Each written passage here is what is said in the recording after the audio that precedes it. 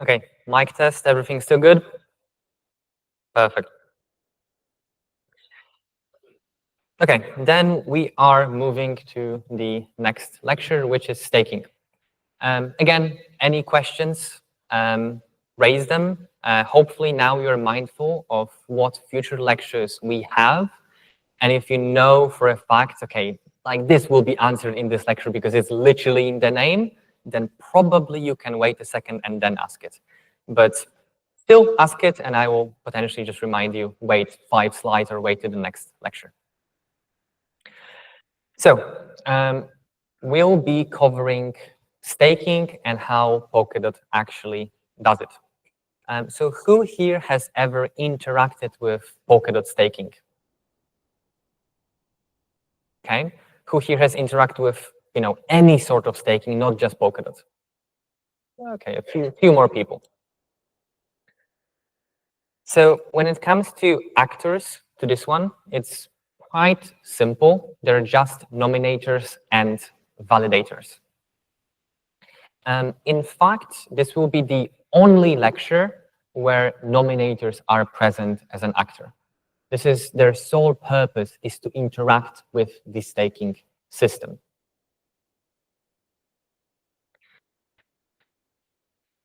So first, let's zoom out for a second and let's try and see what problem we are even trying to solve with staking. What are we actually trying to achieve?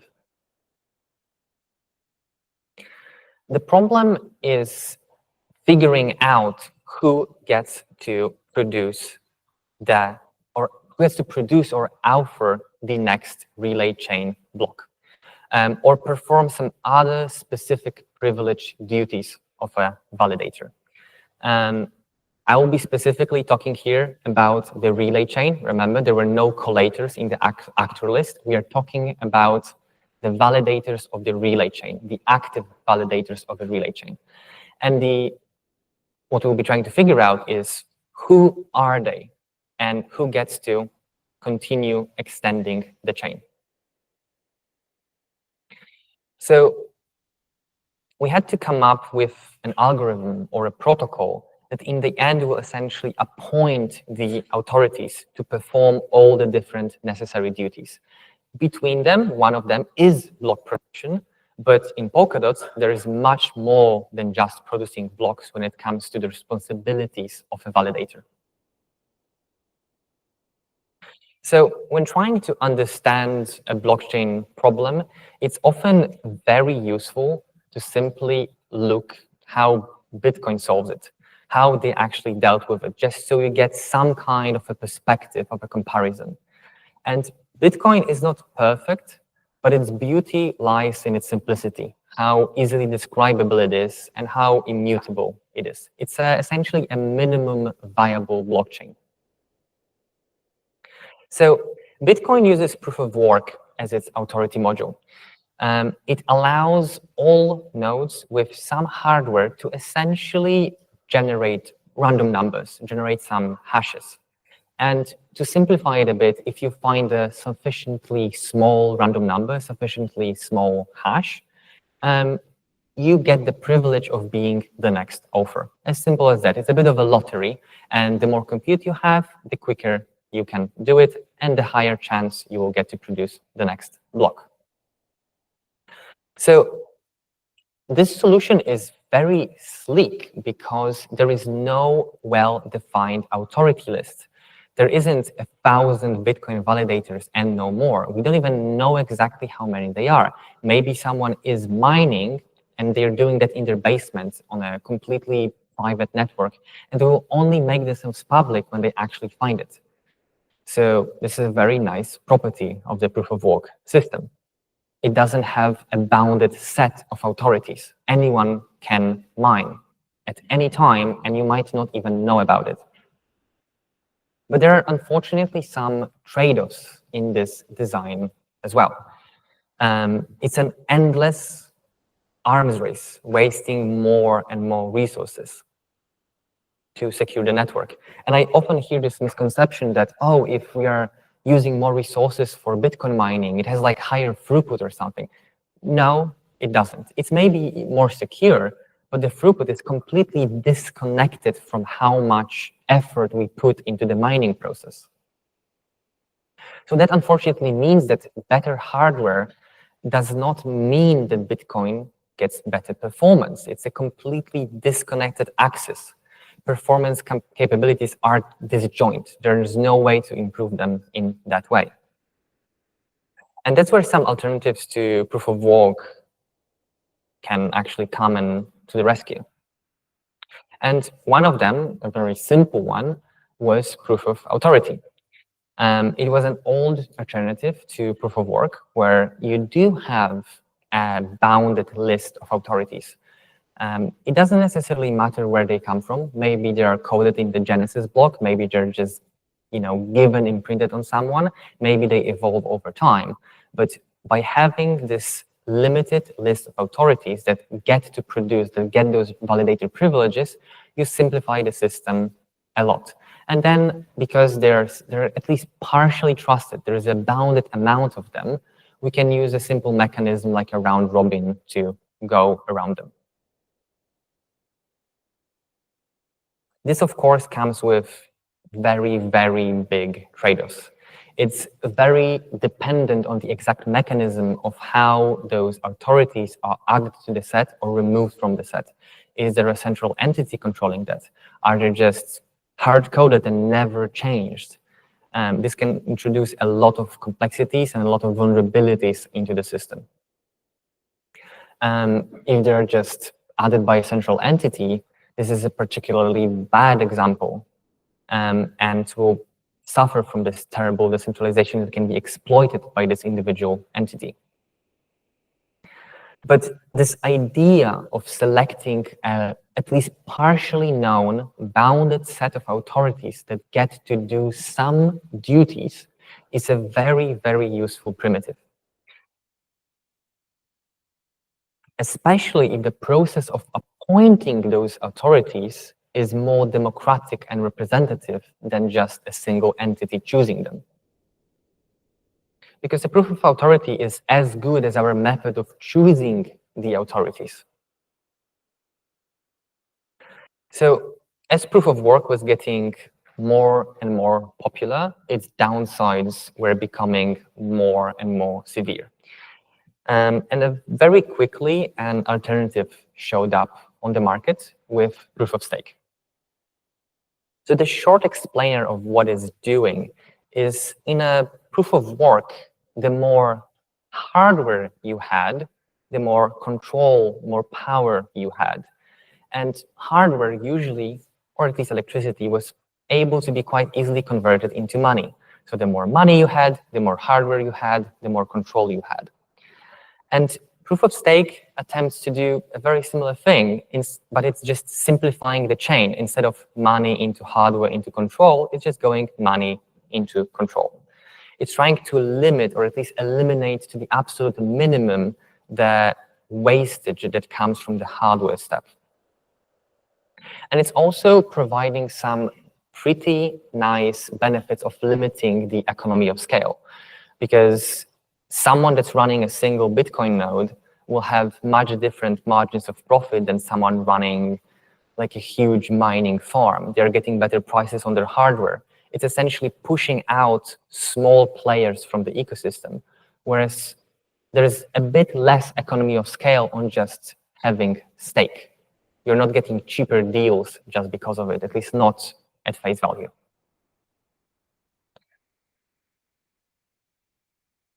So proof of stake is, in a nutshell, a process where stakers, those that actually hold some kind of money, some kind of value, and they can lock it for some time. They make it impossible to move around. They essentially say, this is what I commit. I stand by this value. And locking your funds is very, very similar to spending your money on something like a GPU mining Bitcoin or ASICs mining Bitcoin.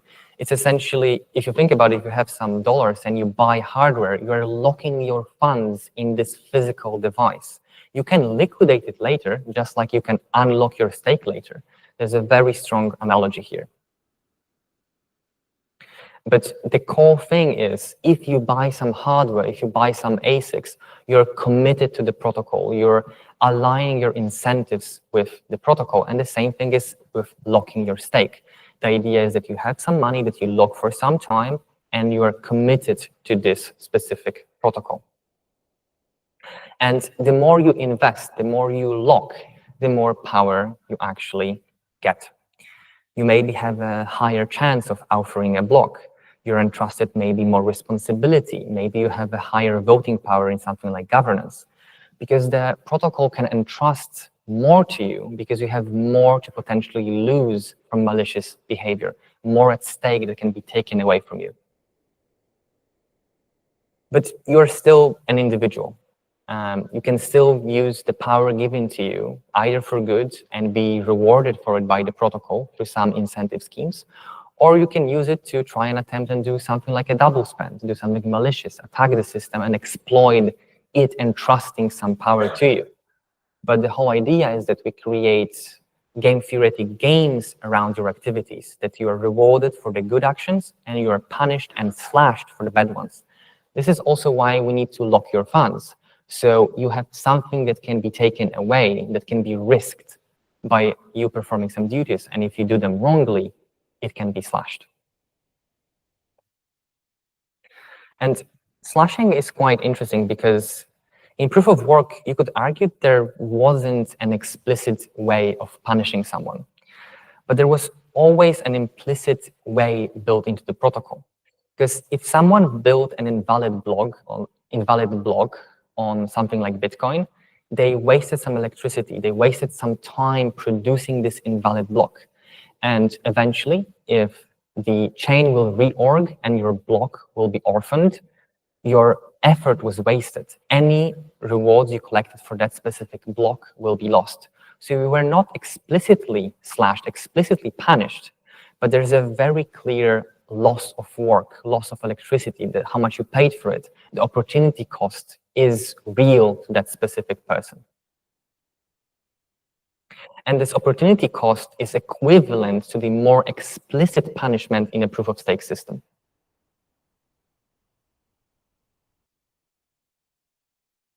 So some core characteristics of a proof-of-stake system is it just uses a lot less energy to provide a similar level of security. And to be more precise, it's also decoupling the throughput scaling, the computation, from the security scaling. In this case, upgrading to a better hardware can potentially actually mean better throughput instead of just better security. And ecosystem actual value growing automatically improves economic security. You need to reach a certain threshold of how much stake you have to potentially influence the system. So as the ecosystem grows, it's getting more economically secure. We need more and more to potentially attack it, to exercise control, to get 1/3 of the stake and maybe try and do a double spend.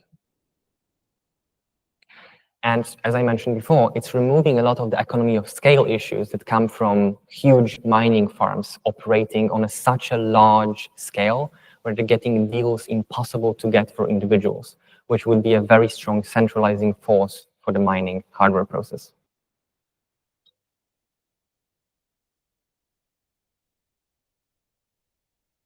And the main feature we care in the end is that both proof of stake and proof of work are there to actually disable our users.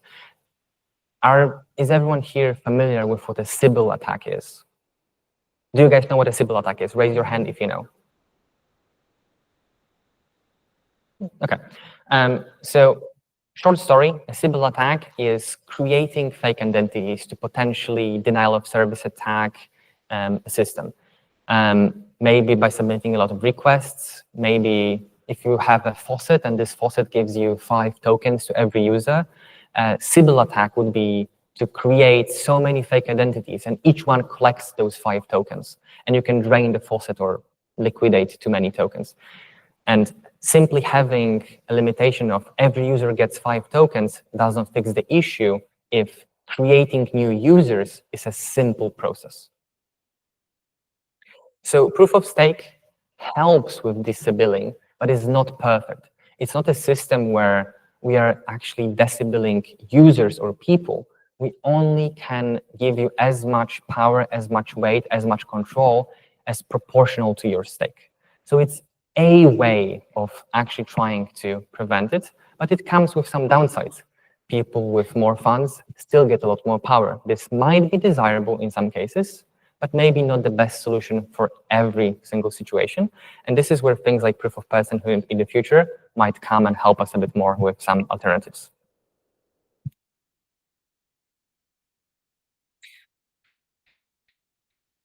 So one interesting thing about all of the proof of stake protocols is that they're a bit of a proof of authority in disguise. Essentially, proof of stake never directly individually defines the next block offer.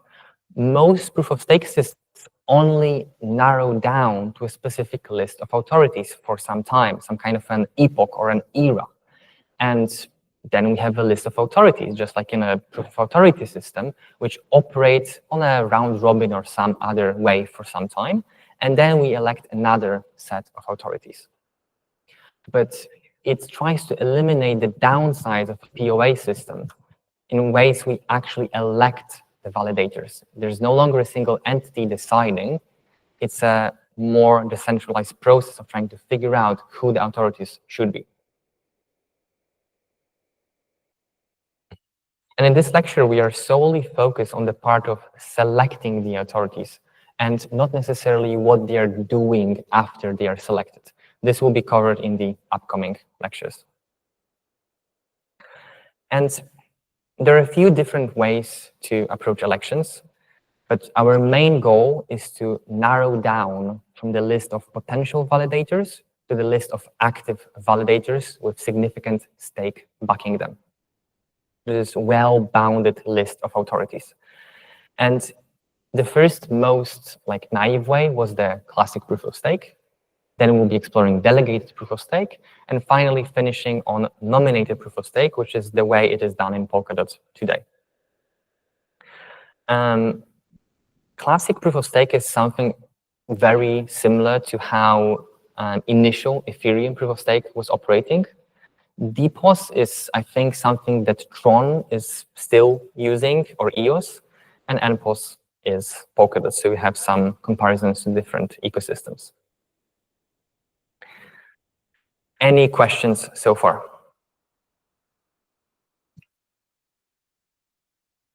No questions. Perfect. So in all of those systems, there are some prerequisites. We need to have some physical node operators. They're the ones, the actual computers on which this whole ecosystem, this whole network will be operating on. This is the people that will be holding the data. This is the people that will be re-executing the transactions. And in a proof of stake system, we need to have some value-bearing token that will essentially represent the stake at hand that can be potentially multiplied by rewards or slashed in cases of misbehavior.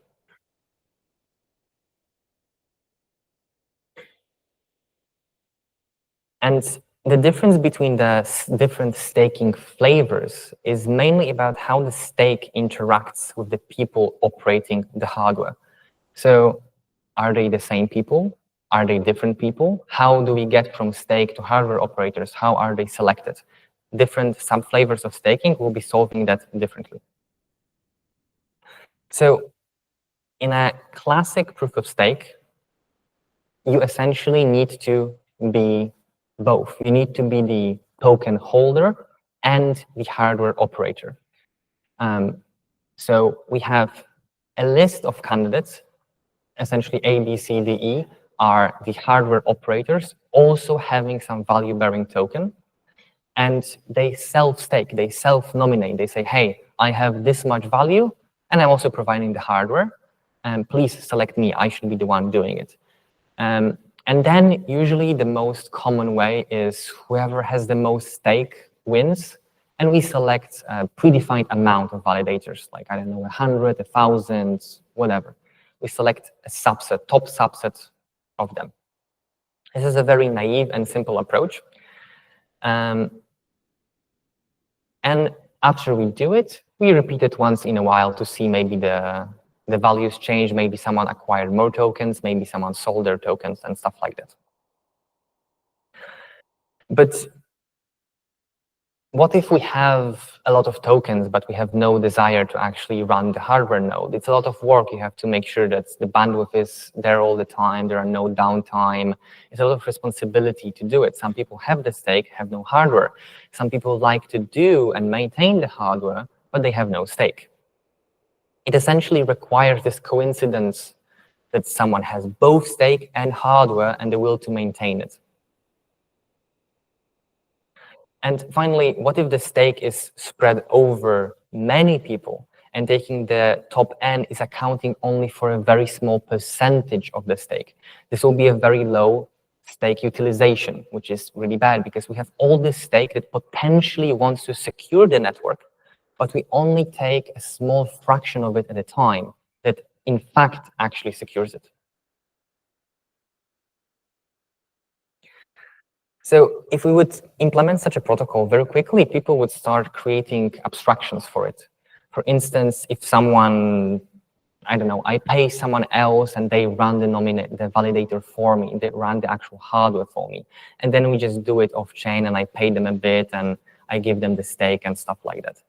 Because there's an actual need for functions like that, for a separation of responsibilities. So one way of actually having those abstractions is something like a delegated proof of stake. So in the original proof of stake, we had two categories. We had the candidates, and then from candidates, we select the winners. In a delegated proof of stake, we essentially have some delegators. They are the people owning the value-bearing token. They are the stakeholders. And we have candidates, which are people with potentially no value-bearing token that have the hardware, they operate the hardware, they maintain it, and they make sure it does its duties. And then the delegators are essentially delegating their stake to a specific potential validator, to a candidate validator. And then we aggregate how much stake is delegated to them and use it to select the potential top N validators.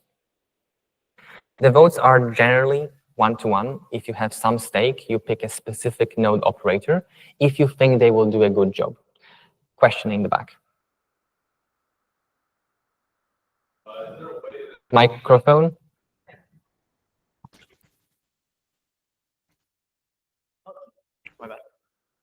Is there a way that stakers can rig the elections over time?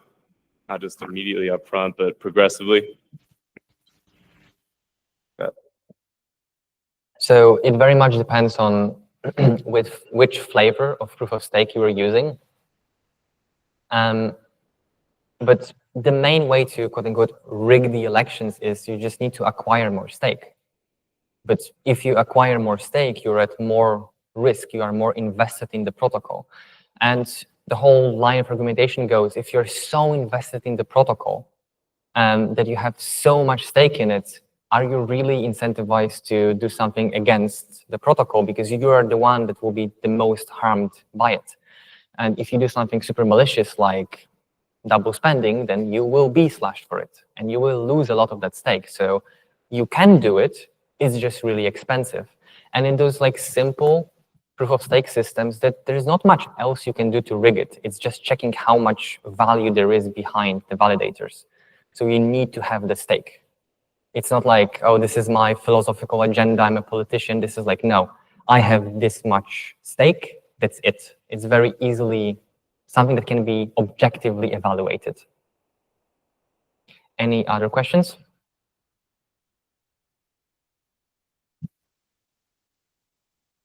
Hey, do I get any reward of having a node, like being a validator, and you don't have any dots at all, or you need to stake to get rewards and participate on all the staking?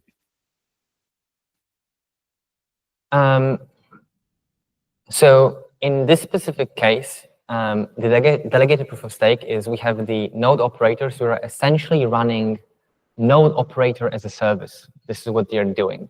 And yes, they're not doing that out of the goodwill of their hearts. They are expecting monetary compensation. So one way of dealing with that is maybe there's a percentage of the staking rewards that goes to the node operator and the rest goes to the stakers. Maybe the stakers are getting everything, but they have to then get a bit of their prizes and give them away to the node operators. This is an implementation detail, how exactly it works. I am not able to say how it works in Polkadot because Polkadot is not using delegated proof of stake. It's using something a bit different. So it's a tiny bit more complicated. But generally speaking, the most common way is just there is a percentage that is set by the node operators of how much rewards they will be getting is the common solution. I guess, oh, sorry. One thing I'm wondering is, are the delegator weights equal? Like, is there more weight in a delegator's vote that has more stake? So yeah, the more stake you have, the more, this is the only weight you have, is how much stake you have. So if there is a validator with a lot of stake, he can potentially have a lot of influence on the elections. Essentially, whoever he delegates to will most certainly be chosen into the authority set. In this case, delegated proof of stake, you choose a single node operator. But, well, what stops you from splitting your huge stake into multiple accounts and potentially delegating multiple validators? So yeah, the more stake you have, the more weight you have. And to be honest, this could be even expanded. You can have some kind of a reputation scheme. Like the longer you delegate for, maybe your stake gets multiplied by some ratio. Maybe you're even more trusted because you've been here for such a long time. Maybe if you participate on a forum and people recognize you in the ecosystem, you get like a higher percentage modifier. It depends exactly how a specific protocol wants to implement it, but stuff like that is definitely possible.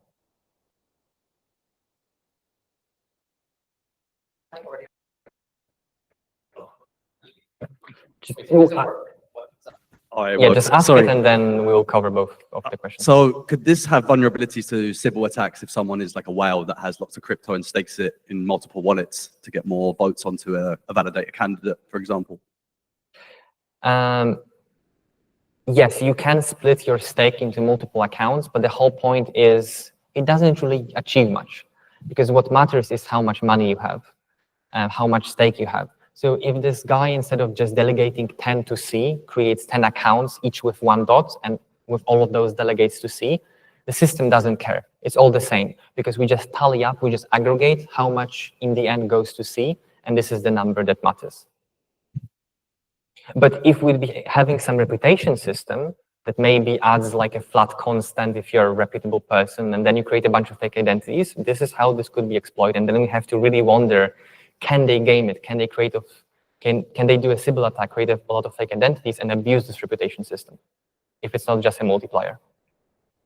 Yeah, I feel like this may have been answered by now, but like, so can validators kind of set their own rewards to the stakers? Like, is that it's per validator, they can kind of create those rules? And the question behind that is, I'm kind of just wondering, what is the competitive edge one validator has over another? And like, why would a staker choose one valid, like if they're all the same, right? Yeah, so very good question. This is not specific to just delegated proof of stake, and this question will still be relevant to how Polkadot does it. So you can look at, do you actually know that person? Maybe this validator is a well-known individual in the ecosystem. Maybe how long has this validator performed and operated their node? You can check their logs and see, okay, this guy has been validating for 5 years. What was his performance as a validator? Did he have long periods of downtime? There is a lot of dashboards I will be showing later to essentially evaluate a validator, see how much downtime they had, see how many blocks they're missing when they should have offered a block, but they didn't, see where they ever slashed. There is a lot of different parameters you can look at to decide which validator to delegate to or nominate to. Thank you. And it's actually the sole responsibility of the delegators or nominators to figure out who to nominate. So you better pick a good one, because if they do something malicious, you will also be slashed. You share the reward, but you also share the punishments. Any more questions? I see one there, and I think that's it. Thank you, Sean. So if the winners are always determined by how much they've staked, doesn't that mean that we'll always have the same winners? No, it doesn't necessarily mean that, because first of all, validators are in the end operated by people. Sometimes people do a good job, sometimes people don't do a good job. There are validators that were selected, but they were essentially neglected for a bit of time and they had some downtime. Then they're losing on rewards. Then stakers are changing their delegations to someone more reliable. So the system is quite dynamically evolving over time, and more performant, better maintained validators are soaring to the top and reaping higher rewards. So it's adaptive. Maybe there's a validator that misbehaved. They not only were not maintained, they actually did something malicious. This person will probably be slashed, and then the whole dynamic will change. Nominators will change who they nominate. Some stake will be lost. So it can change quite a lot. In delegated proof of stake, it's much simpler. I think it's more likely that there is a similar list of authorities chosen every single time if there are no slashes. In nominated proof of stake, this becomes a lot more complicated, but we'll get to that soon. More questions? Let's go.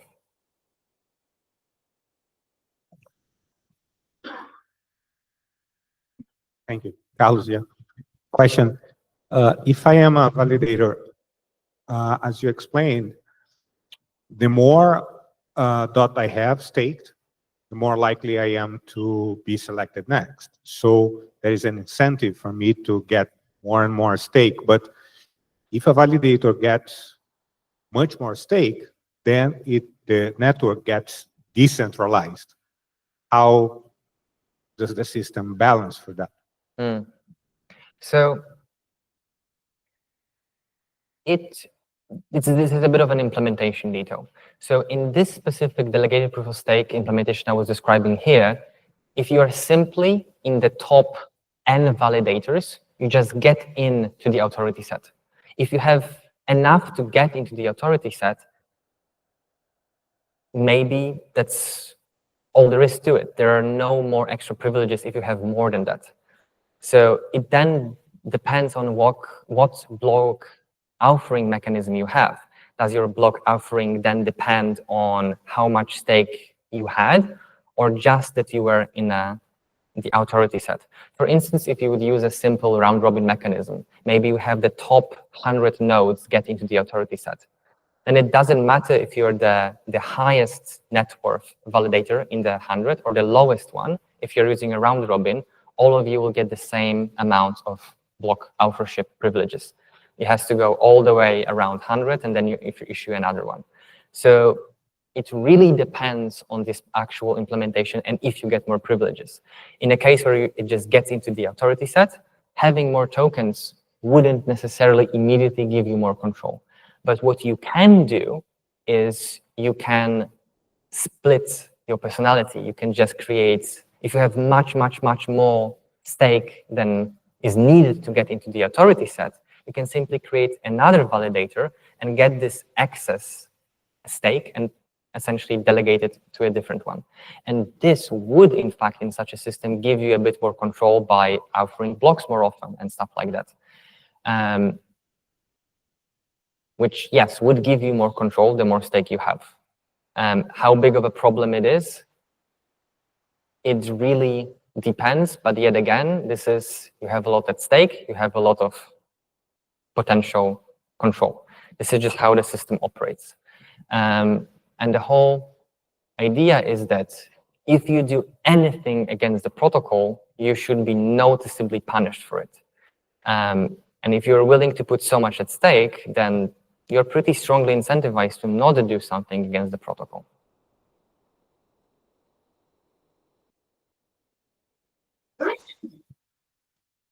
Hi, I'm Naren. I have two questions. One on the economics of this whole proof of stake. If you are incentivizing good behavior, where does the extra, crypto come across from, or who pays for that extra? How do we balance out on plus and minus in the ledger there? Second question is this, this is more and more getting towards incentivizing for the good behavior, but then it can still be gained, though the probability of that or percentage of bad behavior winning across can be very small. It can still be gained, right? Okay, let's first focus on the first question and unpack it. Go again with the first question, and then we'll try and go through it. So what I understand is if you vote and if you're selected, whatever you have staked, you get a little more than that.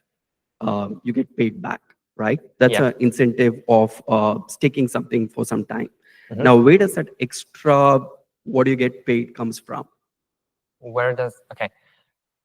So if I had staked 100 tokens, Mhm. and if I get back, say, 102 or so, because I had staked and I behaved well, if that's an incentive that I have, then where does the 2 extra come from? Inflation. Usually, the extra tokens that are given to validators as rewards for performing well are given to inflation from inflation. So it's essentially a hidden tax on non-staking users. Non-stakers are being slightly punished; they are getting taxed, and the actual stakers are getting proportionally rewarded by extra tokens. Is the short economic answer. Okay. Second question is, this can be still gained, though the scenarios are very corner. For example, say I behave well for all the low important decision making, and when there is something very important decision making, though it's not a right one to be elected upon, if I get elected and if I vote for that, and if a group of 5 or 6 are influenced and vote for that, then can still happen, right? You can still play around with it. You can. This would slightly be getting into more of the governance discussion rather than staking. Staking is mainly about very specific responsibilities that a node programmatically does, and not random decisions that you do on voting for referenda and stuff. I think this is a very good question, but this is a governance question. And there will be a whole governance module, and then we can actually discuss it in depth, or you can discuss it in depth with the governance people. More questions?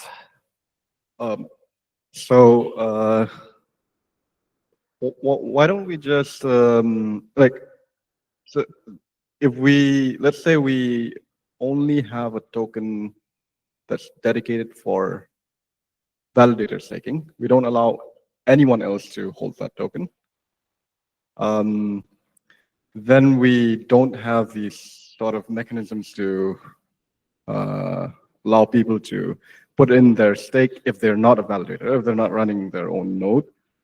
Of course, like you can have other tokens for doing other stuff on the chain, but just for running validators, you have to have the staking token.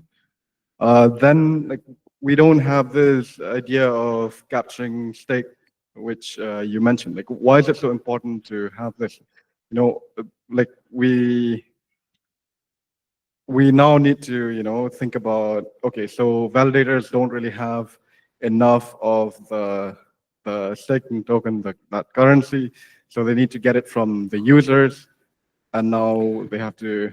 So the tokens coming from delegators is not a problem to solve. This is a feature of the system. It's essentially removing this coincidence that we need to have the hardware operator and then the value holder to be the same person. This essentially splits the responsibilities, so you can still choose to be the token owner and the hardware operator if you want to. It's just giving us more options. You can also just be the token holder or just be the hardware operator. No, so my question is, it's because we allow other people to be token holders. Like, why not just disallow that?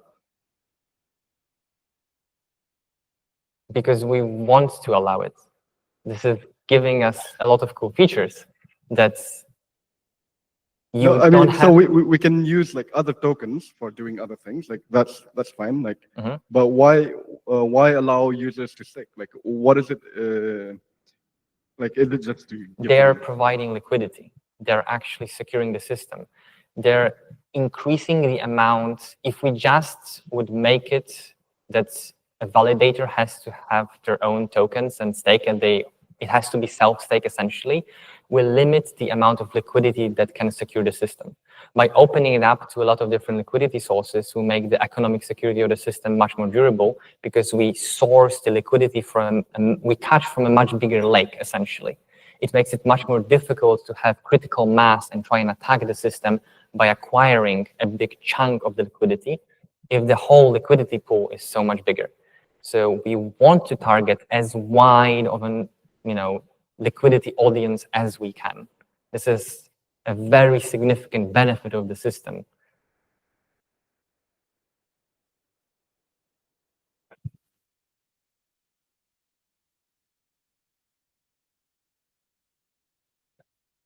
Hi again.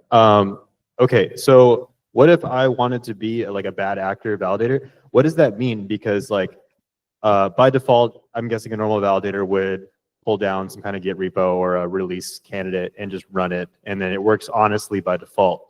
So does that mean I would compile my own compile my own validator code, like binary from open source code, but like change, I guess, whitelist whatever addresses, or like what is that? Like, can you walk me through like an anecdote of this in recent history? You're asking what sort of malicious behavior can a validator do? Yeah, like what can they achieve? Like how does that? So what can they achieve? They can essentially, one of the responsibilities of a validator is to validate transactions.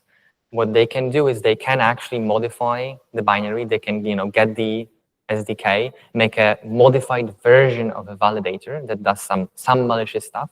One malicious thing they can do is they can blindly approve every single transaction saying, looks correct to me.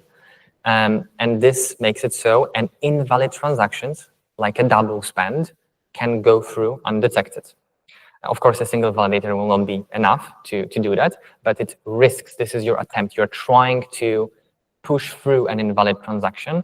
And if this will be detected by the network, escalated, and verified, you will be punished for it.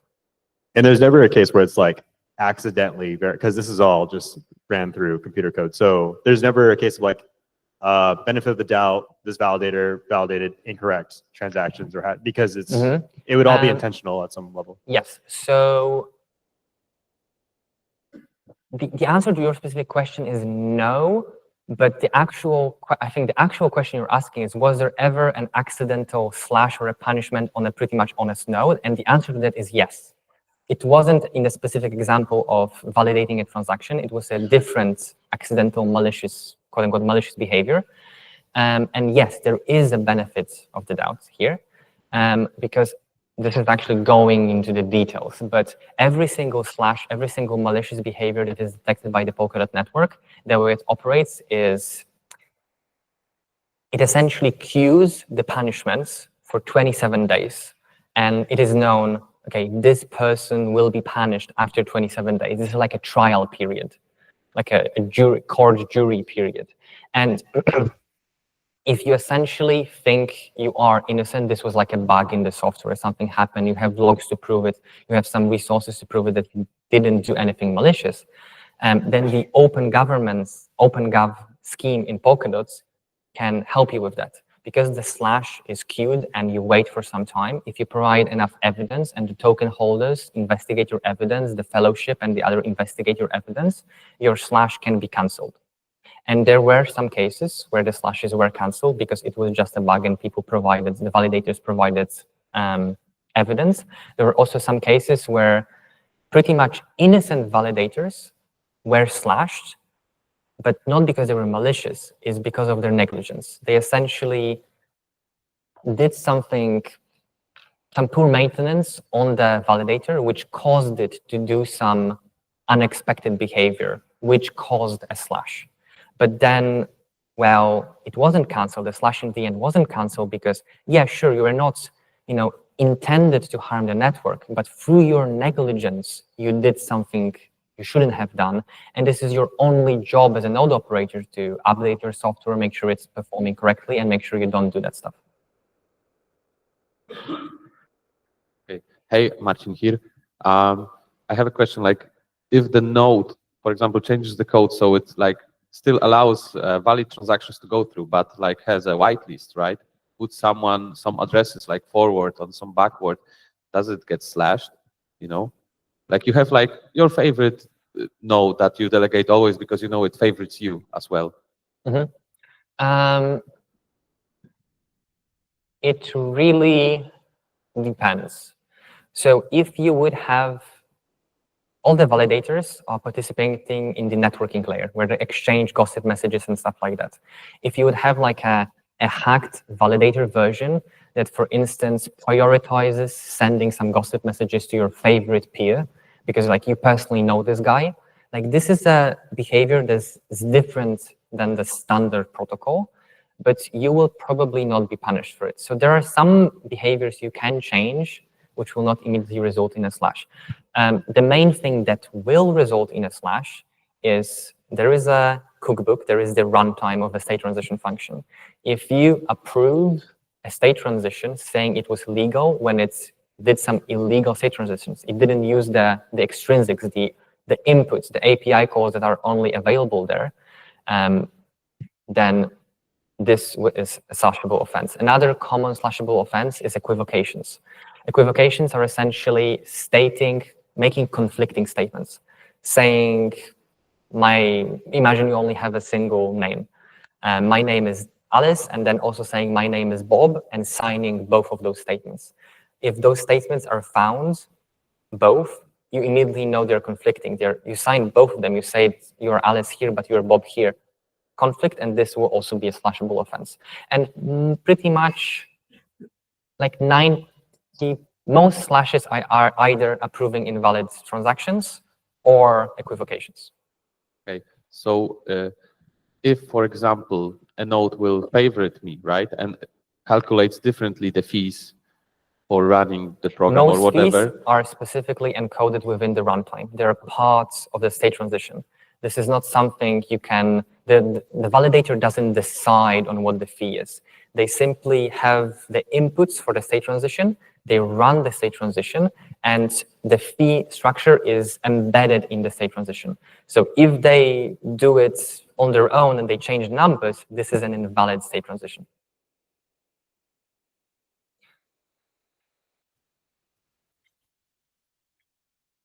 Hi, Krishna here.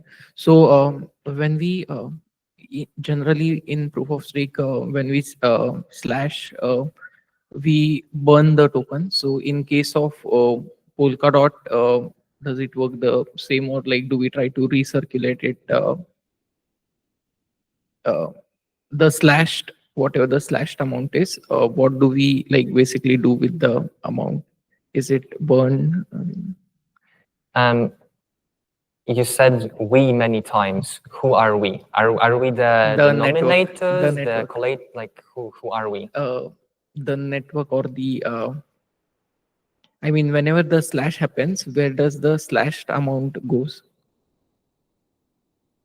So when a slash happens, when does where does the slash amount goes? So if we if there's a staking happen, if there's a so basically we are maybe punishing the validator and we are slashing their stake. Where does the slashed token, are they like transferred somewhere? Do we like try to recirculate them? So the slash itself is delayed for 27 days. All the stake used for the slashing is always locked. It's impossible to move around. You cannot do pretty much any of like transfers on that. So we are ensuring that people don't escape with their stashes. And if a validator is getting slashed when it is actually applied after 27 days, this propagates to all the nominators and their exposure to that specific validator. So whatever, if someone is getting slashed 50% and you were nominating this guy with 100 tokens, your 100 tokens are getting slashed 50% after 27 days if that validator failed to provide necessary proof to cancel that slash.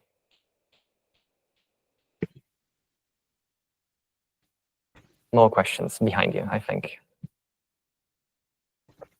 Jeff is here. I still confused how validator know to do something bad. Your example assigning a duplicate config Alice and Bob transaction is signed by the validator, and how to also another example how to validator to sign some no for some correct transaction. I still not understand that So- because the validator running the same wasm of the full node. So how they can do that? I still confused. Sorry. I mean, if you're running an honest, unmodified node, this shouldn't happen. You need to essentially run like a hacked client of the validator to do that sort of stuff. A good example of an equivocation is block production equivocation. If you are selected by Aura/Babe/ a different mechanism to produce a block for a specific time slot, you have a cryptographic proof that you are allowed to create a block. And it's a block, a singular block. So if you create 2 blocks, and well, you sign both of them, you distribute them maybe to one side of the network and the other block to the other side of the network. If there is a different node that gets both of your blocks, they say, hey, this guy made 2 blocks. Both of them are signed by him. He equivocated, he lied. Maybe he tried to do a double spend. And having those 2 blocks is essentially a proof that this guy equivocated in block authoring. And this is something that can be slashed. So it's essentially a double spend attempt. Going back to the previous question, I think like where the slashed fund go, right? After they're slashed, they go to the treasury, to the Polkadot treasury. And then the only way to spend it is through OpenGov. Yeah, the idea is that you can use still those funds for like growing the network or like fund projects, stuff like that. Yeah, so some of the slashes return a portion of the slash to the person reporting the offense. So there's like a bounty, a reward for reporting offenses. So validators are incentivized to keep guard, and the remaining portion is put in the treasury. Okay. Yeah, go on. I have 3 questions. The first about slashing is kind of like related. So I want to know like the unstaking window time when I submit. I'm assuming I'm submitting a request to unstake my staking, and then there is like a time frame where I will be able to redeem the staking, and I'm wondering what is the situation or how we can handle a situation where I requested that to unstake or undelegate my staking to this validator, and then maybe after 1 minute, this validator was slashed. How it's managed? Yeah, so good question, but the answer is pretty simple. The unstaking window is a tiny bit longer than the slashing delay period. So it's 27 days plus 1 day, as far as I know. So we're just making sure that whatever malicious thing you did, if you want to unstake your stuff, Before he was slashed. Even if you queue your unstaking before the slash, it takes longer to unstake than for the slash to be applied. So you will get punished before you unstake your This stuff. was my question. This gets more complicated if we include the fast unstake mechanism that is being worked on in Polkadot. So right now, the nominators, but now we're getting the Polkadot and we haven't gotten into the Polkadot slides yet. The unstake period in Polkadot is 27 days right now. So if you have some stake, you lock it, and if you want, you are getting some rewards. And if you want to unstake it, it's 27 days to unlock it. There is already a pretty mature proposal, and I think mostly an implementation that is already complete, it's just not activated yet, to enable fast unstake, which allows you to unstake your stuff much quicker than 27 days, I think even up to a day. And the way this operates is essentially, we are hoping you can only use the fast unstake mechanism if there are no slashes pending in the system. So we are hoping that we can report any slashes in the system within this 24 hours. If we can, then if there are reported slashes, then it will essentially lengthen the unstake period back to 27 days. Since I'm punished because I am like my staking or unstaking request is in the queue, I will get reward for this time as well. Yes, I think so. If you are like unbonding your stake, you're still getting rewards for some time, but I'm actually not 100% sure on that. I would need to check. Can I ask the third question? It's about like staking, like kind of. I'm not sure. Yeah. I want to know like how the network is protected against MEV, given that how is it protected against what? Against MEV, max executing variable. Yeah. Extracted. Extracted variable. Staking is not particularly concerned with MEV. No, I was thinking, I'm just like the validator itself, how, because like I want to, like kind of a follow-up comment is like how the network will detect if the validator did this to the network, because he is kind of harming the users, especially if the parachain is like kind of doing kind of DeFi things. MEV would be a potential problem for collators, sequencers, the people that collate all the transactions and put them in order of execution. This is where you can extract MEV by ordering differently based on potential fees. But the validator cannot kind of select other like blocks over others. Validators, there is some MEV potential on the validator side for sure. And now we are really running ahead of ourselves. The whole idea is that the relay chain validators, the only thing they're doing is securing parachains. There shouldn't be user transactions happening there. So this is essentially only a few restrictive permissioned system calls to validate parachains, to validate parachain blocks and stuff like that. There is not obvious MEV to be gained there, at least not as easy one as Alice is sending some tokens to Bob, and if we first exchange, do a swap, we can get some money. Most of the MEV would probably be on the collator side rather than the relay chain validator side. And especially not around staking. I don't think there is that much MEV around staking. I will follow up back later because I don't want to. Okay, final question, and then we'll proceed. And there will be more time for questions later, but we will go through some, because this might answer some of your questions already. But right. Thank you, Carlos. Yeah.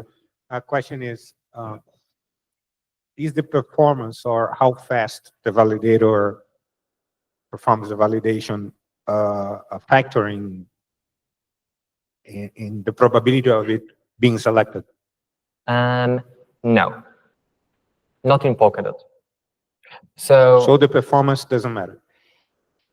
It doesn't increase your chances to be selected. You simply have to meet a certain benchmark. If you are below this benchmark, bad things can happen. One of those bad things is you might potentially be slashed for it. Because imagine you are running a very terrible hardware on a validator, and there is a block, a set of transactions you are re-executing. Because you have such a terrible hardware, you will time out, because this execution can only take up to 2 seconds. But for you, because of terrible hardware, it will take 5 seconds. So then you will essentially say, hey, this block is invalid for me. You will essentially raise an alarm. I think this is an invalid state transition. Now we are, again, really running ahead of ourselves. And if you do such an escalation, and then the rest of the network that actually has the proper hardware checks this transaction and says, hey, no, this transaction is good. Like, you raise the false alarm, you will be punished for it. So it doesn't increase your chances to be selected or something. If you're running a below benchmark hardware, this will endanger you to slashes. If you're running above benchmark hardware, this does not give you many benefits.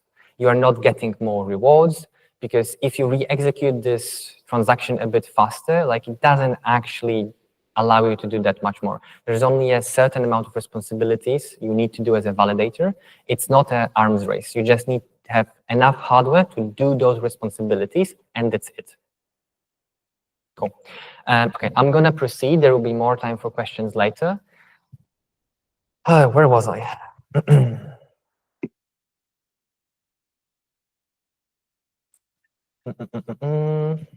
Okay, we're talking about the delegated proof of stake. So this is the simple mechanism where we have some stakers delegating one-to-one individual node operators, node operator as a service. This is much better than the previous one, where node operators and liquidity owners are the same, but it also has some drawbacks. One of the drawbacks is that the liquidity gets diluted between all candidates. For instance, consider a situation where one of the liquidity providers is selecting, this E guy, this node operator E, but maybe we're only selecting the top 2 validators. So let's assume we have 11 and 11 here. Then B and C would be selected, and E would essentially be forgotten. And this 10 stake here would not be, at this specific election, actually utilized to secure the network.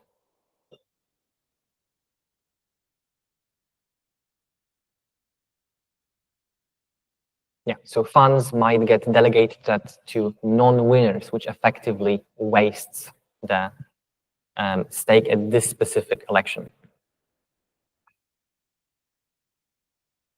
So to address those issues, we need to implement a simple change. Instead of allowing a single delegation, let's allow multiple.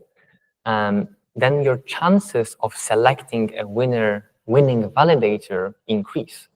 If you would contribute 1 token to every single validator, well, you always will win, but you're fragmenting your stake, which also will lead to your non-winning delegations to essentially be wasted at this specific point in time. So in this case, we have 2 validators that delegated 8 tokens to C and delegated 2 tokens to a different validator. And if that validator doesn't get chosen because he only has 4 in total, those 4 are not currently securing the network. They are not at stake. They are not something that is making staking profits, and they are not something that is potentially slashable, so it's not securing the network.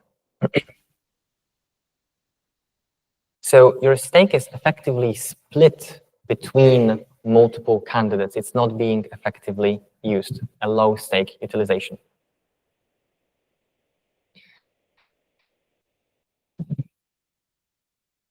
And remember, delegators want to use as much of their stake as they can, because the more stake they use to a winning validator potentially actually gives them more rewards. If all your stake goes to a non-winning validator, that for that period of time, you're making no money, you're making no staking rewards. You also incur no risk, but you're staking for some of the profits. So, and now we organically, slowly, step by step, arrive at the nominated proof of stake, which is the next evolution of the staking systems. In NPOS, nominated proof of stake, instead of delegators, we say we have nominators. So nominators do not split their stake in voting. They simply nominate a list of potential node operators or select multiple candidates. It's a binary choice. You either choose someone or you don't. You don't select how much I choose them. You don't split your stake. And often there is a hard cap for how many validators you can nominate. And in Polkadot, this limit is 16. A single nominator can select up to 16 validators.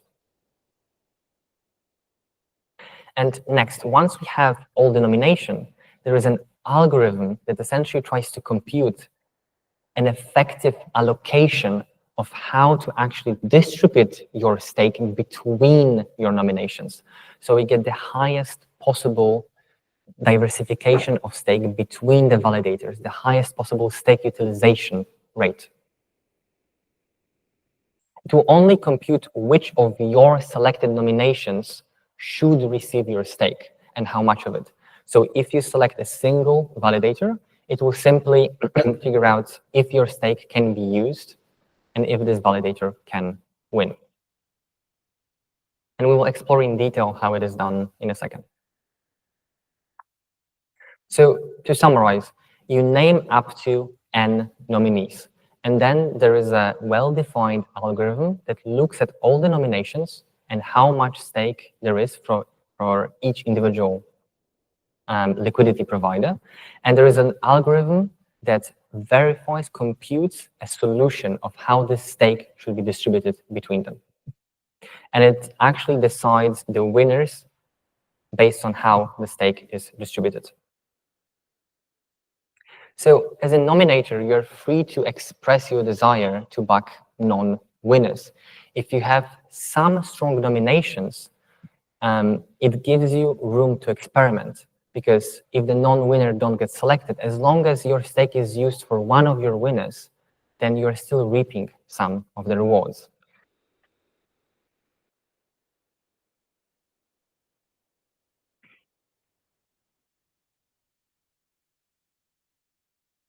And if you have, again, some strong nominations, you will not actually be disadvantaged to selecting some not as commonly chosen validators. But it gives you a possibility that if you select some less popular ones and they actually win, you will have a higher percentage ownership of stake in that specific validator, potentially giving you actually higher rewards. So this solution has a much higher chance in making sure that the staked tokens don't get wasted.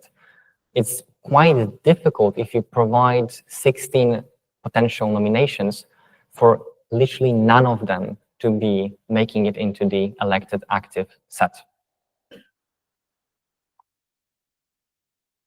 So one of the problems is that if we have all of those nominations, figuring out how to distribute the stake, this is an NP hard problem and not easy to compute. It's similar to like a backpack problem that maybe some of you solve, maybe with a greedy algorithm.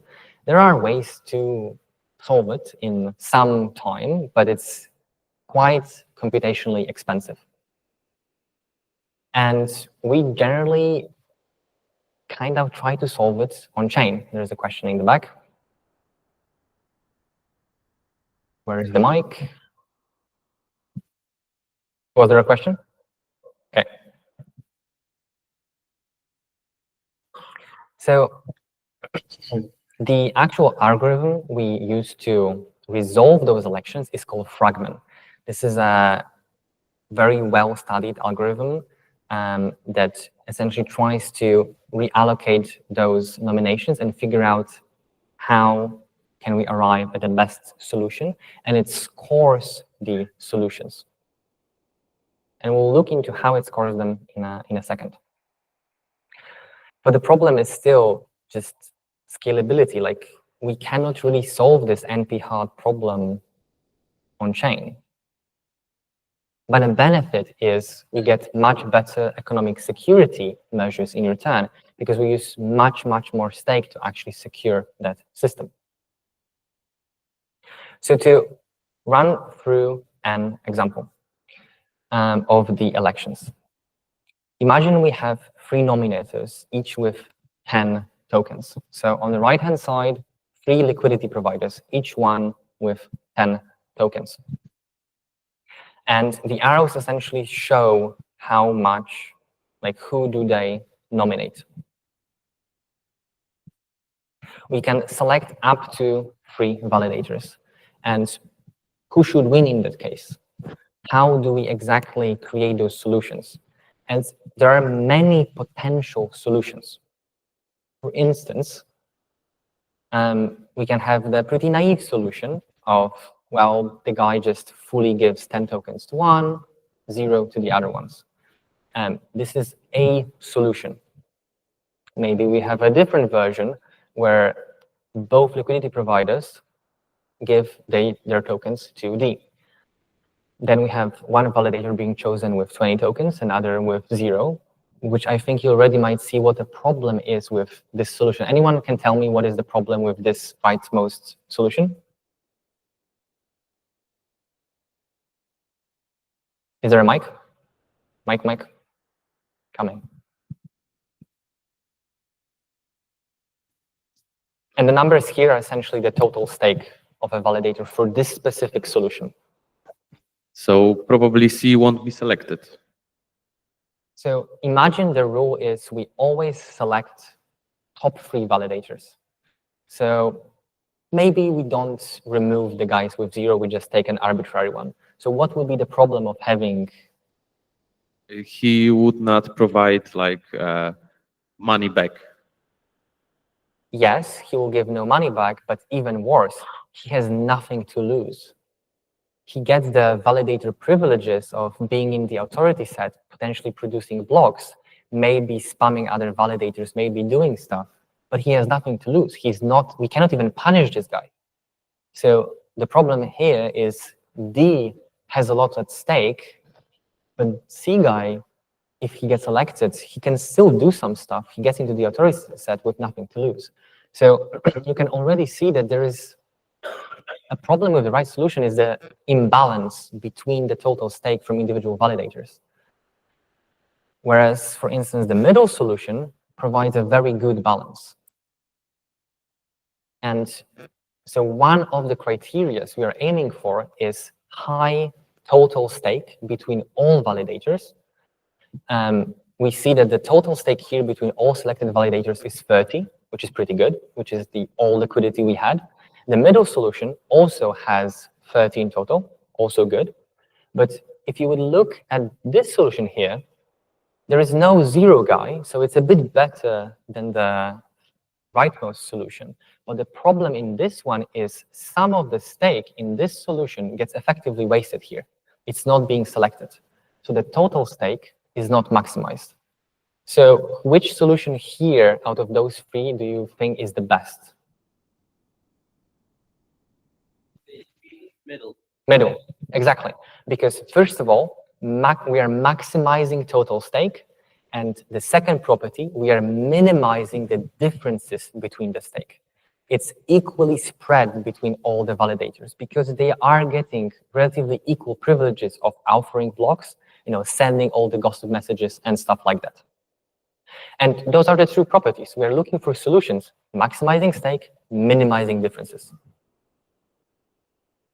And we have a well-defined protocol for where you input a specific solution of how, this guy gets this much stake, and this guy gets this much stakes, and it essentially spits you out an election score. It ranks a specific solution with how good it is on a scale. If there are bigger differences, the election score will essentially go down. It looks at the sum stake of overall how much tokens are at stake, and the higher the sum stake, the better. So this gives us a tool set to rank solutions against each other and potentially objectively find the best one. Any specific questions? Yep. Mike?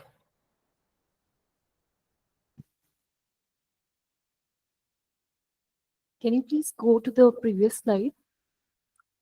Can I? Question is related to the previous slide. The one before this, yeah.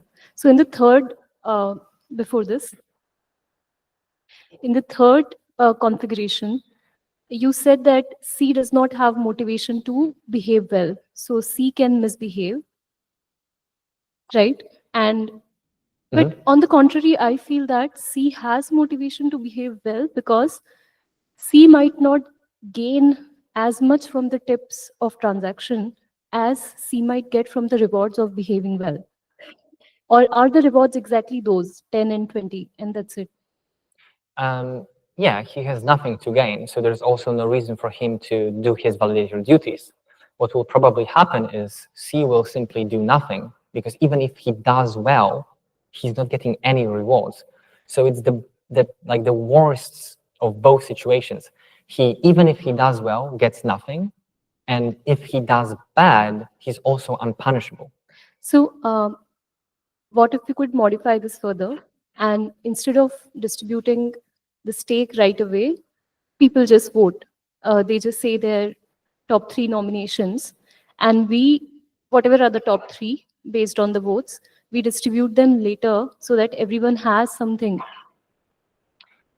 Yeah, you're essentially giving an idea of how we can arrive at solutions. And yeah, this could work. We have a very specific, the fragment is essentially how we generate solutions. Now I'm describing how we compare solutions. Your method maybe is better than fragment. Spoiler alert, probably not. It's probably coming up with overall slightly worse solutions than fragment would. And we'll get into fragment a bit more in a second. But yeah. Thanks. You can potentially implement your solution and actually run it against our solution miners and see if you get better results and you get higher scoring solutions. And there are some rewards for that. One more question, and then we proceed for a moment. Maybe 2 more questions then.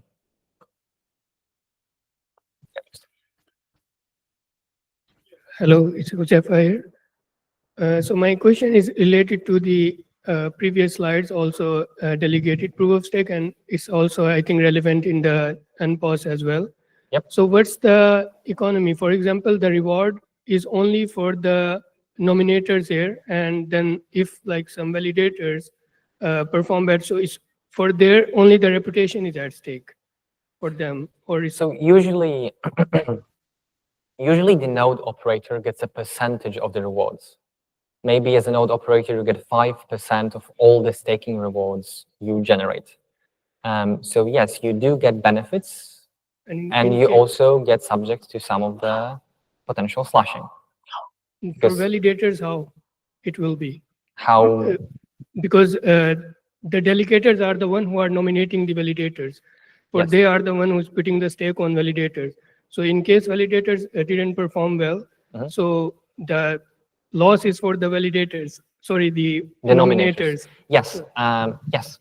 This is their job to select trustworthy validators. So- So in this case, the actual punishment for the validator is primarily reputation. Because if you get your nominators punished by misbehaving, you will probably not get more nominations, and people will essentially escape from you. And if this, you're doing node operator as a service, so your reputation is your livelihood. If you endanger it and people stop nominating you, you lose access to your livelihood. Thank you. And also, many validators also have their own self-stake. It's also pretty good to look for validators that actually have some self-stake, so you know it's not just their reputation at hand, they're putting their money where their mouth is, if this is what you care about. Last question, and then we proceed, and there will be more time for questions later.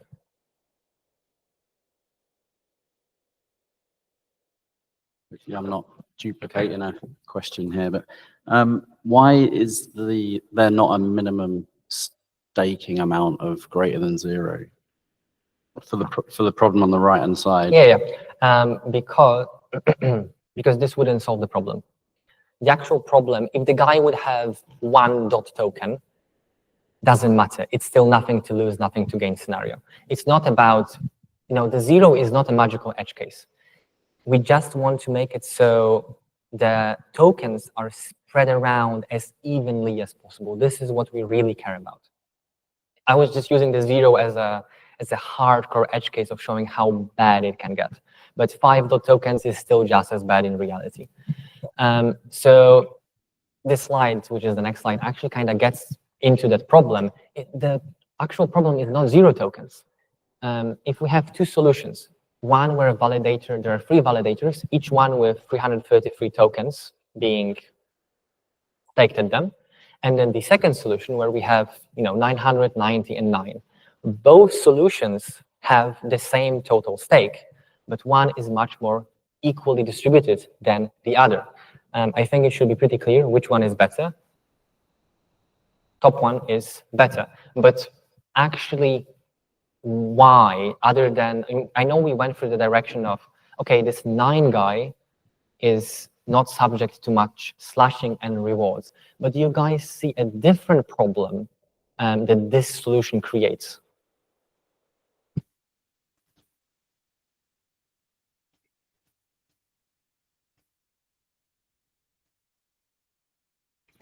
This is Adrian. Would it be because the 900 nominators would get very little rewards back because it's distributed among all 900? Yeah, not necessarily a huge problem. Like, he's putting a lot at stake, so he's potentially getting a lot of rewards. Not an obvious red flag. There is a bigger problem, a bigger fish to fry. They basically get rewarded differently for doing the same job. This is, okay, this is not exactly the same job, but they have the same yes, generally obligations. the idea is that they would be doing the same job. So this is unfair. This is not the security problem I am talking about, but this is also a fair answer that I agree with you. A different problem. Remember about the Byzantine thresholds, how easy it is to attack the system. The two validators can collude, and the other validator, I mean, the one with high rewards may not collude, but the other two ones will collude. Yeah, that's also true, but this is not the security problem. So the security problem here is that, sure, they both have the same amount of total stake, but imagine you're someone that wants to attack the system. And by attack, I mean you want to become a validator with malicious intent. You want to get into the authority set and do some bad, malicious stuff. With the top one, to actually get into the authority set, how many tokens do I have to stake to get in?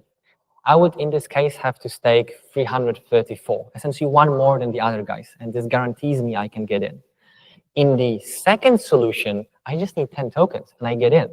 So we are not extracting much security from this 900 guy.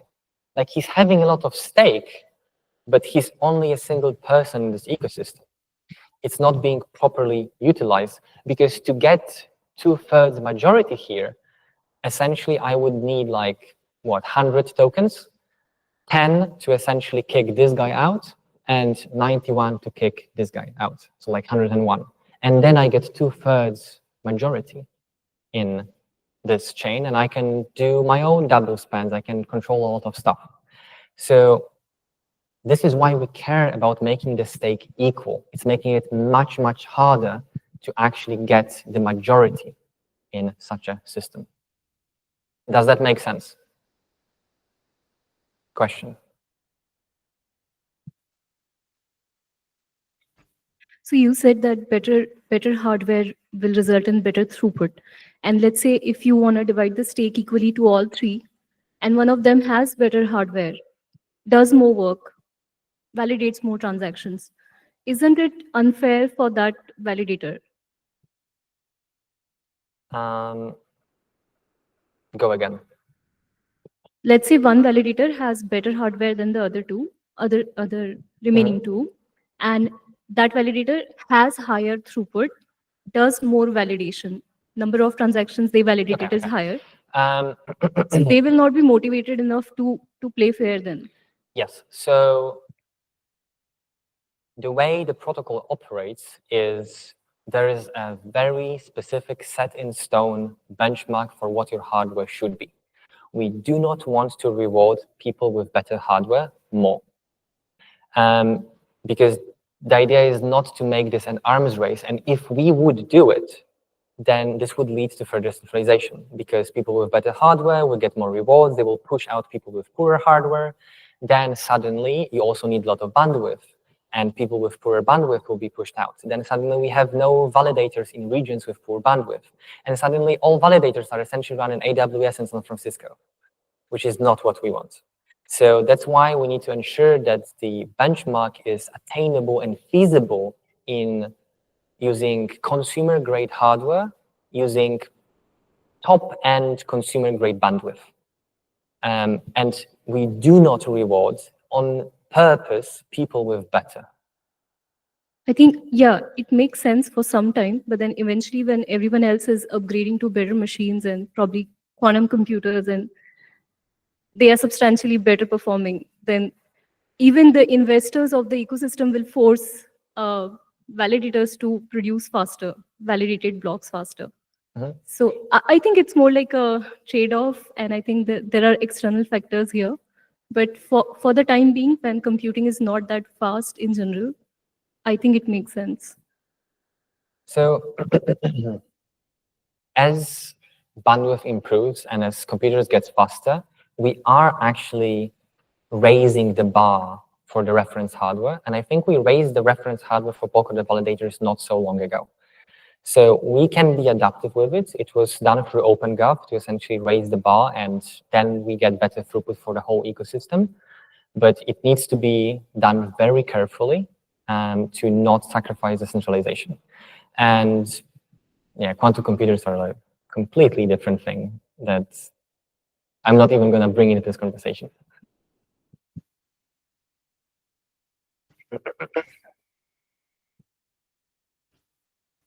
Okay, I'm going to proceed. So now we essentially see that a guy holding 10 tokens would potentially endanger the network and get in. So the way we know how we compare the solutions. The way we generate them is using the fragment algorithm. There is a link in the slides for the specific details of how it operates. I will not be going in detail. It's a lengthy explainer. But the whole process is you run this well-established algorithm, and the input is denominations and how much stake an individual liquidity provider has, and it computes a solution. But remember, this is an NP-hard problem, and there is not really an effective way of generating an optimal solution. It's just a solution when you run this algorithm, just like with a potentially greedy algorithm. You're arriving at some decent solution. So the idea is that you have a bunch of different nodes generating those potential solutions using the fragment algorithm. And then we are using this ranking scheme I showed you to compare them and pick the best one.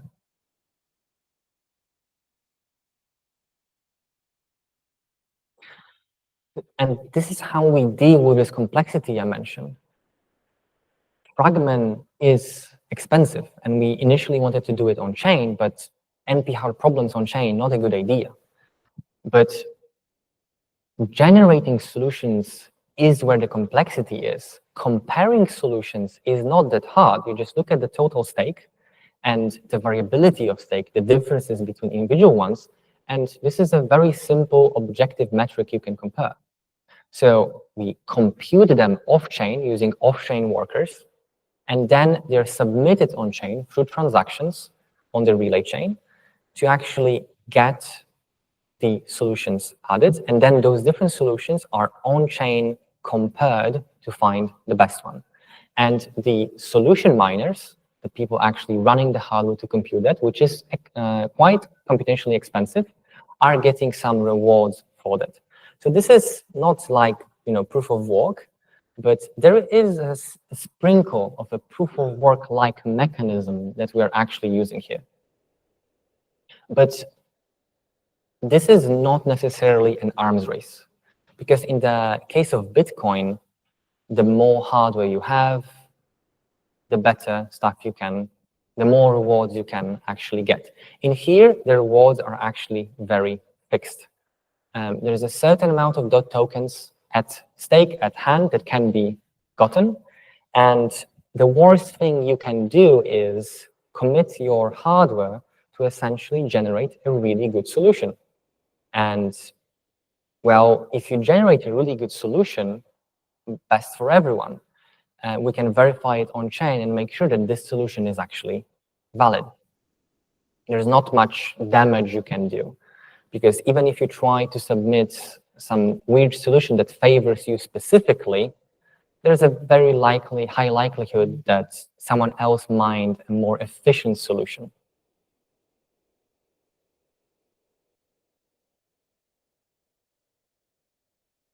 So now going a bit into the Polkadot implementation.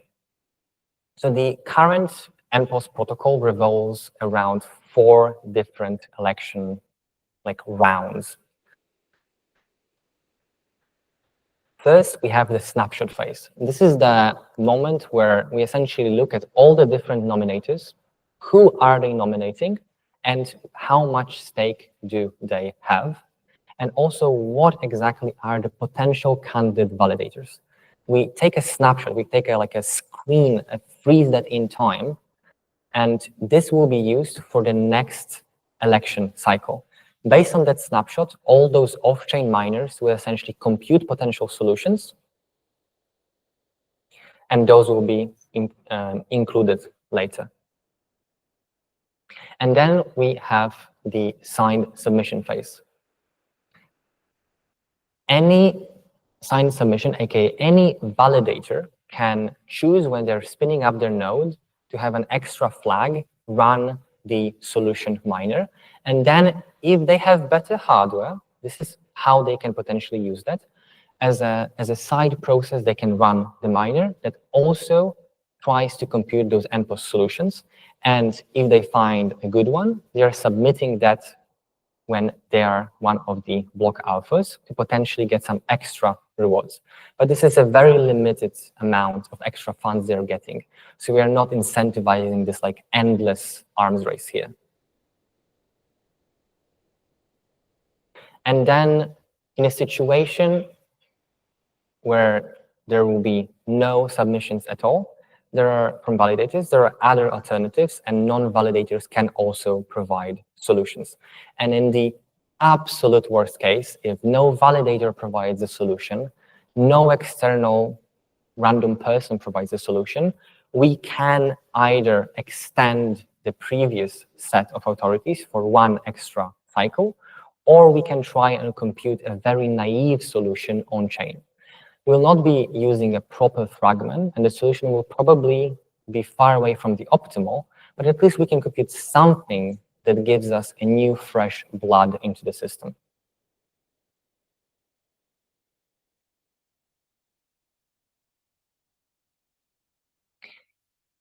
Okay, so any questions so far?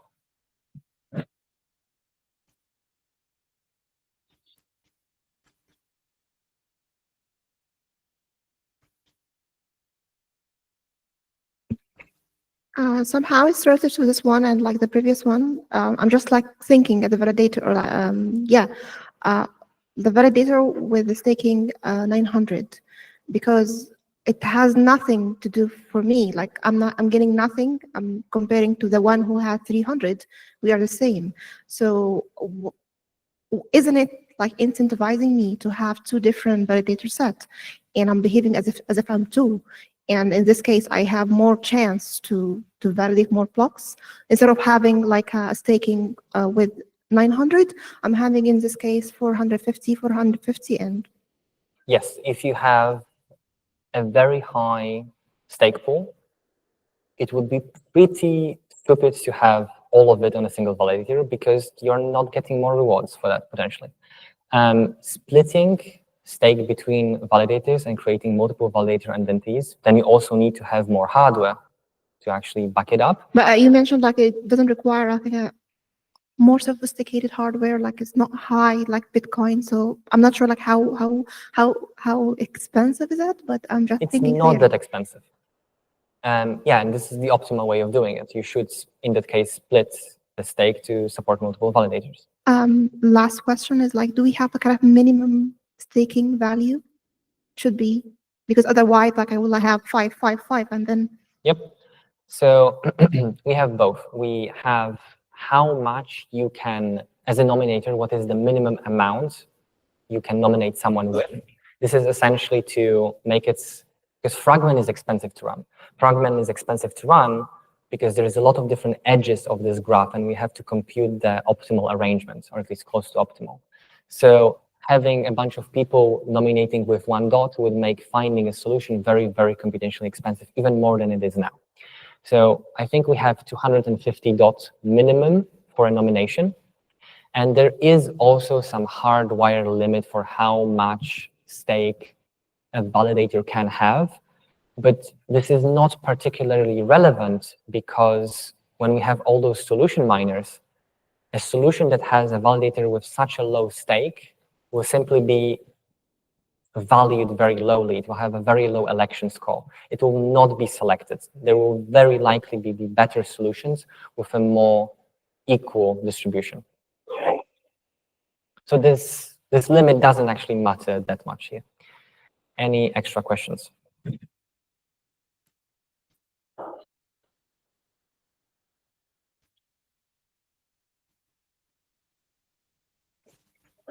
It's Ben. How often do we have the scenario of the absolute fallback? Never. That's it. Like to get into the absolute fallback, things have to go really wrong in many different ways. No validator submits anything, no external sources submit anything. This is a very, very likely scenario, and I don't think it has ever actually happened. Okay, I am continuing. So in this example, more validators does not always mean we are more secure. So which do we prefer, the 100, 100, 100 or the 5, 5, 5, 5? Just say it out loud. Exactly. We care about how difficult it is to attack to this situation here. Assuming we need to get 1/3, well, 101. In here, sure, we need to attack 2 validators to get 1/3, but they're having barely any stake. So just increasing the number of validators doesn't help us. And that's why there were actually some questions about it before. Oh, we only have 1,000 active validators in Polkadot. This doesn't matter that there is 1,000. What is actually mattering is how many nominators they have and how much stake is backed behind those 1,000 validators. And 1,000 validators is enough to make it so, there isn't just one guy temporarily ruling everyone. There's just enough decentralization to make all the gossip and all the other subsystems work efficiently. We're absolutely maximizing the amount of stake that needs to be gathered to even make a dent in how many nodes you control and actually attack and get this 1/3 of validators. The main thing we want to optimize is how difficult it is to get 1/3 of active validators. This is what we are protecting. And just having 2,000 instead of 1,000 validators does nothing in the statistic. And if you would actually check the Nakamoto coefficient of Polkadot, there's a Nakaflow.io website that does it. We have a crazy high coefficient. Like it's really, really, really expensive, really difficult to get this majority to take control of the chain.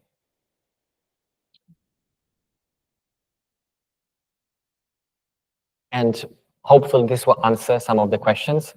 So I was describing how it works overall, but there is a lot of numbers. How exactly do we parameterize it in Polkadot? So we have a couple thousand candidate validators. I think nowadays in Polkadot, we have 600 or even 700 now active validators. We are slowly moving to 1,000. We have tens of thousands of nominators providing varied amounts of stake. We can have up to 16 nominations per nominator. We have elections every 24 hours. This is where the active set changes. As I mentioned, minimum stake 250 dots. But we have some, if you have less than 250, but you still want to participate in the staking system, there are alternatives. There are some abstractions that can allow you to do it, which are called nomination pools. This is essentially a way for smaller token holders to accumulate their wealth together. And this whole accumulation of stakers will select 16 nominations. So maybe you don't want to select your own nominations, then a nomination pool is there for you. Nomination pools charge a small fee to do this service. So you're essentially getting rid of the responsibility of selecting reputable validators, giving this responsibility to the nomination pool operator, but you also get slightly lower rewards, and you can participate with less DOT. Yeah, and the average staking APY changes quite a bit based on the parameters, but it's roughly 10-ish%. And the unbonding period is 27 days, but it will be changing in the future with the fast unstaking method I was talking about before. Question in the back.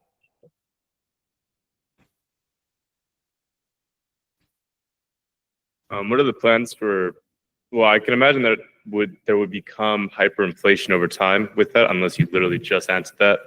So is there a strategy or a process in place that will prevent it from, the token from overinflating?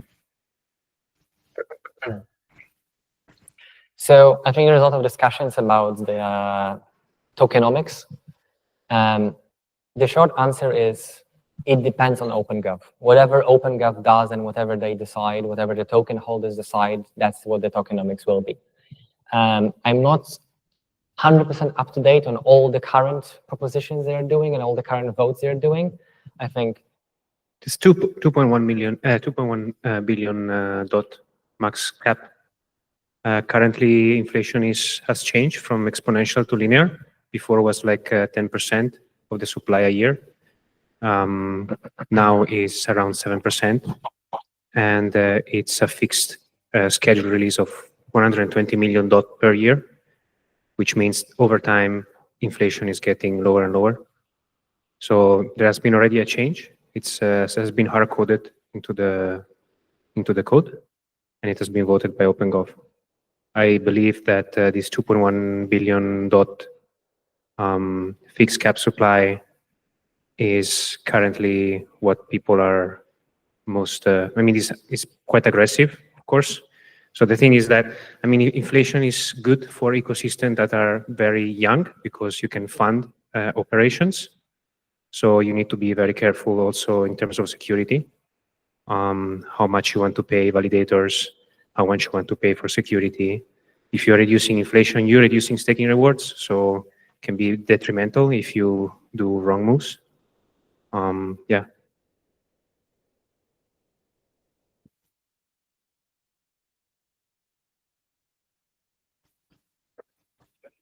I have two questions.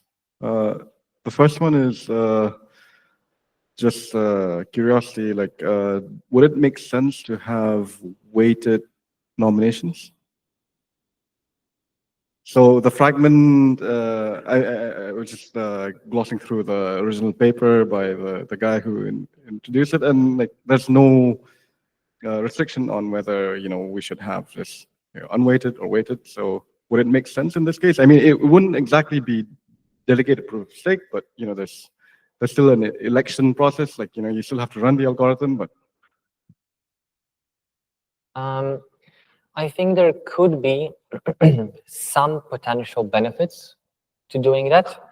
This will make the computation of semi-optimal solutions much, much harder. And I think the whole idea with Fragment is that, well, we're mining for a solution. We're trying to find the best one from your nominations. We're trying to figure out how to allocate your funds. Yeah, if you want to trust one nominator more than the other, one validator more than the other, you could. It's questionable what exact benefits would that actually give us in the system. I think the only thing it gives us is if you like someone more, you just stake more with them. You can already kind of do it, not in the most user-friendly way, but you can split your stake and nominate one guy only with a bunch of your stake, and then nominate others with less stake. very annoying way of doing it. Maybe an abstraction would be a cool thing for that, but benefits are hazy. Okay, so my second question is regarding the constants that we have, like the 24-hour period and the 16, like the limit. Yep. How do we choose those? I mean, like, is there some sort of mathematical framework that we can check, to check the trade-offs between? So the 16, if it would be higher, and the higher it would be, it makes running the fragment solution miner much more computationally expensive, because this graph has more and more edges. There's more essentially variations you need to compute. So I don't know the exact math that they arrive, but they essentially said, 16 gives you enough choice without completely ballooning the computation needed. Like, you can probably argue, well, 12 would also be okay, whatever. But 16 is, the number of 16 edges is already approaching this like super high computational complexity, and anything more was by researchers deemed to be just too much. When it comes to the 24-hour period, I don't think there's that solid math to back it up. We simply wanted to have a granularity on which you can evaluate a validator. 24 hours gives plenty of time to see if this validator actually performs their duties. It gives plenty of time that if a validator had a crash, maybe they shut down, to see if the maintainer within 24 hours actually brings it up again. So based on that, you can decide if you still want to continue nominating that guy. And 24 hours, because of how humans operate, seem to be like a pretty sensible amount of time to give them for that. Question. Do you know what's the price for calculating the valid nominators? I don't. Okay. I can check, but I don't. But it's I'm pretty sure it's like a fixed amount, and it's not particularly high. Like, it's nothing crazy.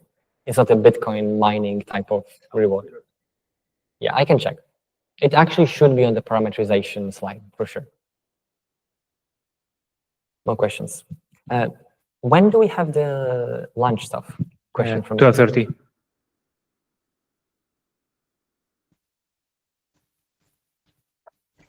Kyle here. What factors go into the calculation for slashing / penalties?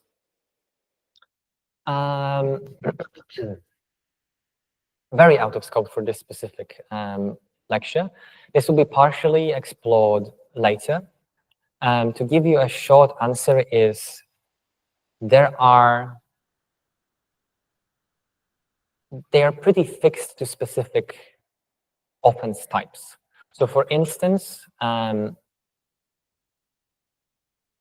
if you put your stake as a validator behind a candidate, behind a parachain block, saying this is valid, and I like vouch for it, and later you're proven that this parachain block was invalid, this is such a high malicious offense that no honest node should ever do, that you're getting /100%. And this is like a fixed amount. If you do something like, you are not the guy that was the first to say, I believe this is correct for a parachain block, you're like the nth guy that said, oh yeah, I also think this is correct, but you are not the OG, the first person. Someone else is taking most of the blame, but you are also taking a small cut of 2% slash. This will be explored in depth in the execution sharding lecture, where those specific slashes will be explored. When it comes to equivocation slashing, for instance, equivocation can occur in block authoring. It can occur in grandpa voting. There is a bunch of voting, and we are essentially expecting that you are making a single vote per block. If you're making block more, you're subject to slashing. And the slash in this specific case is not a fixed amount. It's a dynamically adjusted amount based on how many other equivocations we had at the same time. Because a single equivocation in like grandpa, which is the finality gadget, wouldn't be a problem. If a bunch of validators spam the equivocations, this can become a problem and it can bottleneck on the networking layer. So the more of equivocations we notice, the more and more and more we slash. So it's very dependent on the specific slash type, exactly where do we arrive with the number. I don't have there's like less than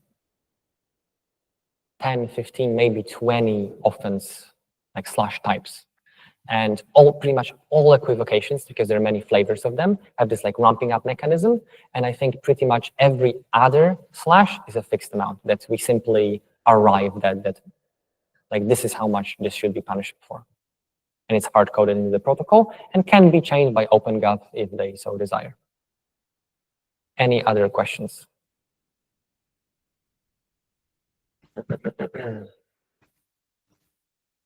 And while the mic gets that, there's also some future work being done, namely up to, I think it's still the case nowadays, but very, very soon it will change.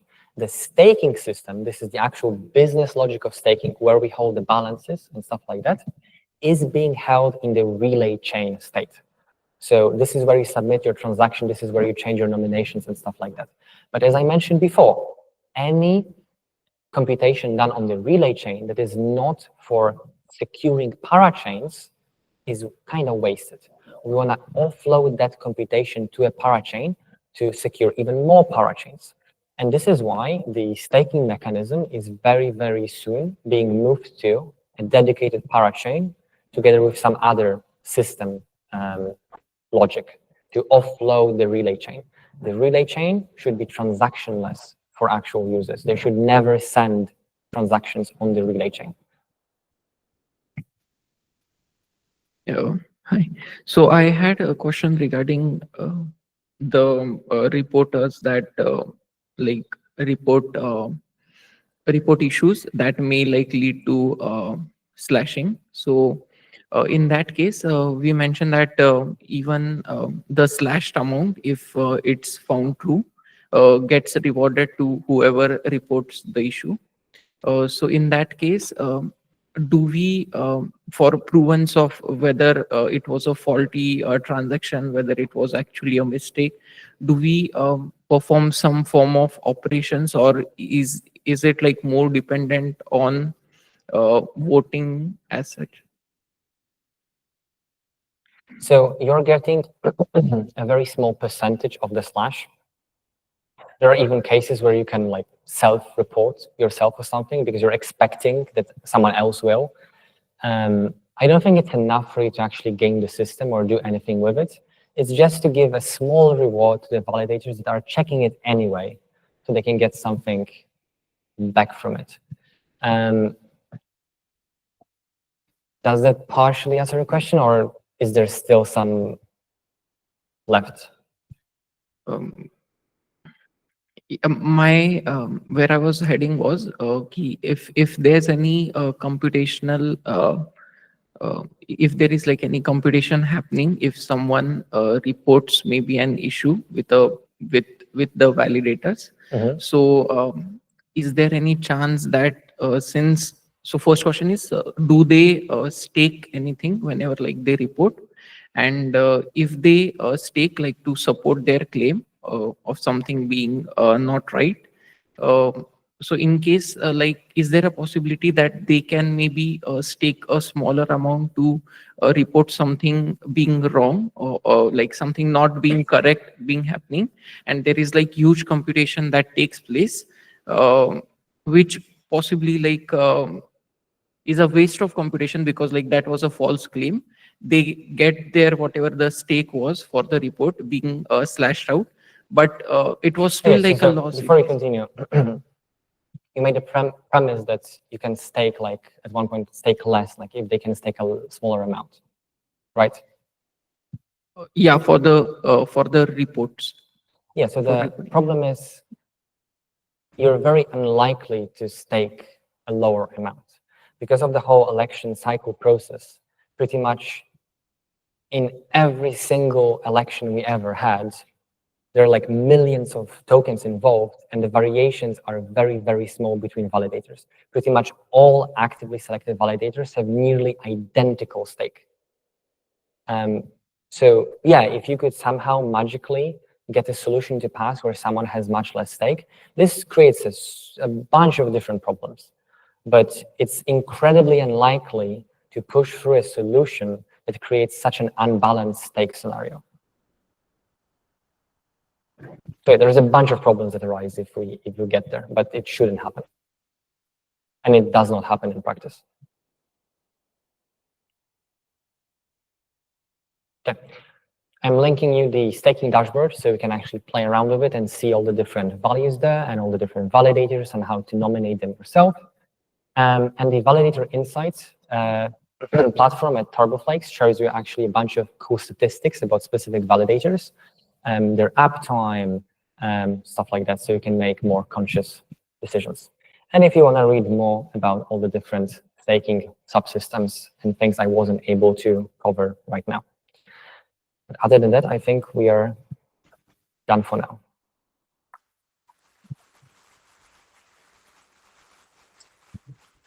One thing, like regarding also staking and the ecosystem, I mean, one of the best way to interact with Polkadot is through mobile wallets. We have great mobile solutions, Nova Wallet, Subwallet. Also for staking, those solutions, they actually select for you the best, based on the balance that you have. They direct you to native staking as a solo staker or like a pool. Because now I think in order to be a solo staker and get rewards, you need around 500 DOT. I mean, 250 is the minimum, but actually only 2,500 nominator, they actually get rewards. This is like, by the way, like go to the Polkadot wiki. If you don't know anything, you can actually find all the information you need about staking. These are the bag list. Is maybe something that Matej will cover. But yeah, I truly recommend to use mobile solutions, which are great. Yeah.